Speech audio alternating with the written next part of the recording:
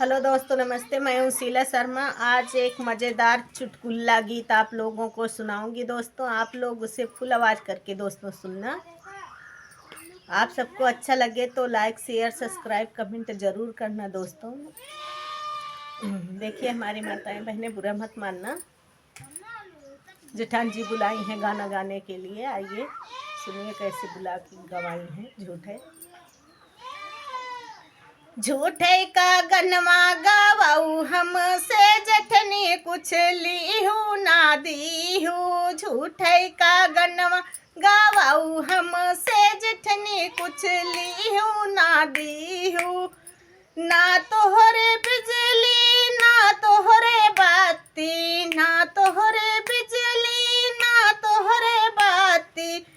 नियरवई में हमका बैठाई दीहू हो, कुछ लीहू ना दीहू। अनियरवई में हमका बैठाई दीहू हो, कुछ लीहू ना दीहू।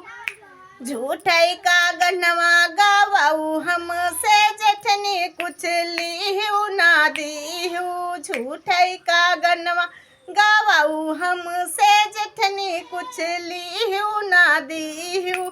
ना तोहरे चाय ना तोहरे कॉफी, ना तोहरे चाय ना तोहरे कॉफी। खाली गिलसवा मुँह में सटाई दीहू हो, कुछ लीहू ना दीहू।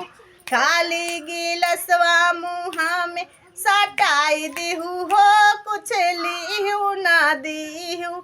झूठे का गनवा गावाऊ हमसे जठनी कुछ लीहू ना दीहू।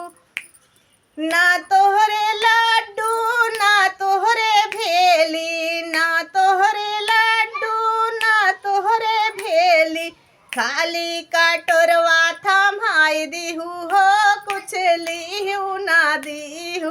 खाली कटोरवा थमाई दीहू हो, कुछ लीहू ना दीहू। झूठे का गनवा गावाऊ हमसे जठनी कुछ लीहू ना दीहू।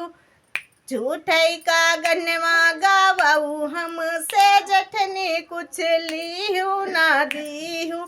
ना तोहरे पनवा ना तोहरे सुपरिया, ना तोहरे पनवा ना तोहरे सुपरिया। खाली सा रौता बजाई दीहू हो, कुछ लीहू ना दीहू। खाली सा रौता बजाई दीहू हो, कुछ लीहू ना दीहू।